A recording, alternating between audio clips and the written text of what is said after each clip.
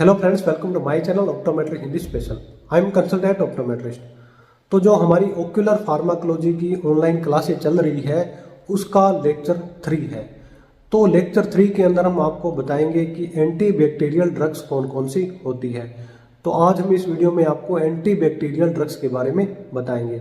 तो जो हमारी पिछली वीडियो थी लेक्चर 1 और 2, तो उसमें हमने मोड्स ऑफ एडमिनिस्ट्रेशन के बारे में आपको बताया था कि एक आई के अंदर एक ड्रॉप्स को या फिर ऑइंटमेंट को कैसे इंस्टॉल करते हैं। तो अगर आपने हमारे लेक्चर 1 और 2 नहीं देखे हैं तो आप हमारे यूट्यूब चैनल पे जाके वह लेक्चर देख सकते हैं और उन लेक्चर का लिंक मैंने नीचे डिस्क्रिप्शन में डाल दिया है। तो दोस्तों, अगर आप इस यूट्यूब चैनल पर नए हैं और अभी तक आपने हमारे यूट्यूब चैनल को सब्सक्राइब नहीं किया है तो आप हमारे यूट्यूब चैनल को सब्सक्राइब कर लें और बेल आइकन को भी दबा लें ताकि हमारी आने वाली नई वीडियो का नोटिफिकेशन आपको मिल जाए। तो चलिए स्क्रीन पे और मैं आपको समझाता हूँ एंटी बैक्टीरियल ड्रग्स के बारे में। दोस्तों, हम आ गए हैं स्क्रीन पे। तो मैंने आपको पिछले वीडियो में जो हमारा लेक्चर 1 और 2 था उसके अंदर पेरीओक्यूलर इंजेक्शन के बारे में आपको मैंने बताया था और इंट्राओक्यूलर इंजेक्शन के बारे में बताया था और सिस्टमेटिक एडमिनिस्ट्रेशन के बारे में आपको बताया था। तो इस वीडियो में हम आपको बताएंगे common pharmacological agents used in ophthalmology. तो जो कॉमन फार्माकोलॉजिकल जो एजेंट होती है उसको जो ऑप्थेल्मोलॉजी के अंदर यूज़ की जाती है, तो आज हम इसके बारे में आपको बताएंगे। तो नीचे लिखा है common pharmacological agent used in ophthalmology include. तो वह कौन कौन सी जो एजेंट्स होती है जिसको एक ऑप्थेल्मोलॉजी के अंदर यूज़ किया जाता है। तो ये जितने भी ड्रग्स है उन सब के बारे में मैं आपको अलग अलग वीडियो में बताऊंगा। तो ये नीचे लिखा है, पहले नंबर पे लिखा है एंटी इन्फेक्टिव एजेंट। तो एंटी इन्फेक्टिव एजेंट के अंदर एंटी बैक्टीरियल एजेंट आती है, एंटी वायरल आती है और एंटी फंगल एजेंट्स आती है। दूसरे नंबर पे है माइड्रेटिक्स एंड साइक्लोप्लेजिक एजेंट्स। आगे है anti glaucoma drugs, anti inflammatory and immunosuppressive agents, corticosteroid, non steroid anti inflammatory drug NSAID, immunosuppressive and antibiotic drugs, anti allergic and vasoconstrictor drugs, lubricating agents and artificial tear, intraocular and irrigating solution, viscoelastic substance, anti VEGF agents और dye used in ophthalmology. तो ये जितनी भी जो pharmacology agent है इनके सब के बारे में मैं आपको अलग अलग वीडियो में बता दूंगा। तो आज का जो हमारा टॉपिक है एंटी इन्फेक्टिव एजेंट, तो इसके बारे में आज हम इस वीडियो में पढ़ेंगे। तो इसमें पहले नंबर पे है एंटी बैक्टीरियल एजेंट। तो आप अपनी नोटबुक निकाल के और अच्छे से नोट्स तैयार कर लीजिए। Antimicrobial drugs are the greatest contribution of the present country to therapeutics. तो एक थेरेपेटिक्स के अंदर जो एंटी माइक्रोबियल ड्रग्स होती है, तो आज के समय में जो इसका बहुत ही बड़ा कंट्रीब्यूशन है, बहुत ही बड़ा योगदान है। As there are a wide range of microorganism, और जो माइक्रो ऑर्गेनिज्म होते हैं उसकी यह एक रेंज होती है, एक श्रृंखला होती है।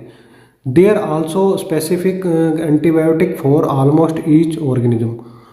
तो यह अलग अलग ऑर्गेनिज्म के लिए एंटीबायोटिक है उसका यूज किया जाता है depending on the type of action, जो उसके टाइप और एक्शन पे डिपेंड करता है। These can be either bacteriostatic और बैक्टीरियसिडियल। तो बैक्टीरियोस्टैटिक और बैक्टीरियसिडियल क्या होता है? तो जो बैक्टीरियोस्टैटिक होता है वह जो वायरस होता है, जो इन्फेक्शन होता है उसके जो ग्रोथ को रोकता है, और जो बैक्टीरियोसिडियल होता है वह जो वायरस होता है, जो इन्फेक्शन होता है उसको ख़त्म करता है। A few common antimicrobials described here are grouped on the basis of their chemical structure. तो कुछ कॉमन एंटी माइक्रोबियल्स नीचे डिस्क्राइब की गई है, उसके बारे में आपको बताएंगे जो कि ग्रुप के अंदर होती है। तो नीचे चलते हैं। तो ये जो माइक्रोबियल्स नीचे डिस्क्राइब किया गया है ग्रुप के अंदर, जैसे सल्फोनामाइड है, बीटा लैक्टम एंटीबायोटिक है और अमीनोग्लाइकोसाइड्स है। तो यह ग्रुप होते हैं, तो इन सब के बारे में हम आपको बताएंगे। तो पहले हम जो सल्फोनामाइड्स है इसके बारे में समझते हैं। These are bacteriostatic agents that act by compounding with PABA para amino benzoic acid which is essential for the bacterial cells nutrition. तो जो बैक्टीरियल स्टैटिक एजेंट क्या करती है, ये पापा के साथ मिलकर वर्क करती है, पैरा अमीनो बेंजोइक एसिड। तो जो पैरा अमीनो बेंजोइक एसिड होता है वह जो सनस्क्रीन होती है उसके अंदर भी यूज़ किए जाते हैं, और जो बी कॉम्प्लेक्स होते हैं उसमें भी यह यूज़ किए जाते हैं। तो जो बैक्टीरियोस्टैटिक एजेंट होती है यह पैरा अमीनो बेंजोइक एसिड के साथ में वर्क करती है, और जो बैक्टीरियल सेल्स न्यूट्रिशन होते हैं उनके लिए यह आवश्यक होती है। Thus they prevent susceptible microorganism from synthesizing folic acid। तो जो माइक्रो ऑर्गेनिज्म होते हैं उनको जो फोलिक एसिड होते हैं उसमें जो कृत्रिम उत्पाद बनाने में यह प्रिवेंट करता है, रोकता है। In ophthalmic practice use these are used topically and systematically in the treatment of chlamydial infection.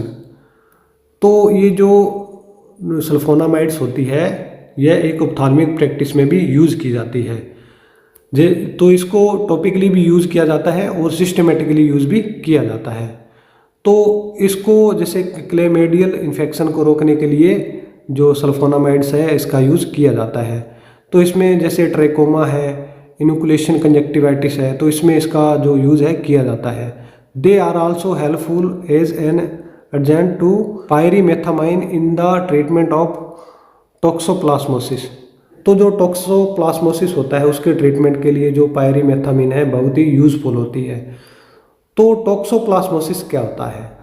तो टॉक्सोप्लाज्मोसिस एक तरह की डिजीज होती है जो इन्फेक्शन के कारण होती है, और यह रेटिना के अंदर हो जाती है, आई के अंदर हो जाती है। तो टॉक्सोप्लाज्मोसिस क्यों होता है? तो ये इन्फेक्शन के कारण होती है। तो जैसे जो पेशेंट कच्चा मांस खाते हैं तो उस पेशेंटों में जो टॉक्सोप्लाज्मोसिस है हो सकता है, या फिर जो इन्फेक्टेड कैट होती है यानी कि संक्रमित बिल्ली होती है उसके जो मलमूत्र है उसके टच में आने से जो ये टॉक्सोप्लाज्मोसिस है हो जाती है। तो अब आगे समझते हैं बीटा लैक्टम एंटीबायोटिक। जो इसका आगे का ग्रुप है beta lactam antibiotics. These antibiotics have a beta lactam ring. तो ये जो एंटीबायोटिक्स होती है यह बीटा लैक्टम रिंग होती है। The two important groups are penicillin and cephalosporin. तो इसके भी टू ग्रुप्स होते हैं। तो पहला होता है पेनिसिलिन और दूसरा होता है cephalosporin. All beta lactam antibiotics act by interfering with the synthesis of bacterial cells wall. तो ये जितने भी जो बीटा लैक्टम एंटीबायोटिक्स होती है तो ये जो बैक्टीरियल सेल्स वॉल होती है इसमें यह इंटरफेयरिंग करती है। तो जो बीटा लैक्टम एंटीबायोटिक है तो इसका जो पहला ग्रुप है पेनिसिलिन। तो पेनिसिलिन के बारे में हम समझते हैं। These are produce by growing one of the penicillin moulds in deep tanks. तो जो पेनिसिलिन होता है वह प्रोड्यूस होता है, एक डीप टैंक होते हैं उसके अंदर यह प्रोड्यूस की जाती है। दीज में be categories as natural penicillin and semi synthetic penicillin. तो जो पेनिसिलिन होता है उसकी जो कैटेगरी होती है उसमें एक नेचुरल पेनिसिलिन होती है और एक सेमी सिंथेटिक पेनिसिलिन होता है। तो ये आगे लिखा है इन deep seated inflammation of the orbit और लीड्स पेनिसिलिन इज गिवन पैरानेट्रली। तो ये जो ऑर्बिट है या फिर जो लीड है उसके अंदर कुछ इन्फ्लामेशन हो जाती है तो उसमें पेनिसिलिन दिया जाता है। जो पेनिसिलिन दिया जाता है गिवन पैरानेट्रली, यानी कि एक पेनिसिलिन को आईएम या फिर आईवी के माध्यम से एडमिनिस्ट्रेशन किया जाता है। आईएम यानी कि इंट्रामेस्कुलर या फिर इंट्रावेन्स द्वारा एक पेनिसिलिन को एडमिनिस्ट्रेशन किया जाता है। In superficial inflammation of the conjunctiva and cornea it is administered locally as drop और ऑइंटमेंट। तो अगर कंजक्टिवा और कॉर्निया के अंदर सुपरफिशियल इन्फ्लामेशन हो जाता है तो उसमें जो ये पेनिसिलिन है वह ड्रॉप या फिर ऑइंटमेंट के माध्यम से दिया जाता है। In intraocular infection it is given a sub conjunctival injection. तो अगर इंट्राओकुलर जो इन्फेक्शन हो जाता है तो उसके अंदर जो ये पेनिसिलिन है वह सब कंजक्टिवल इंजेक्शन के माध्यम से दिया जाता है। Commonly use preparation are as follow. तो कुछ पेनिसिलिन होते हैं जो कॉमनली यूज किए जाते हैं उनके बारे में नीचे लिखा है।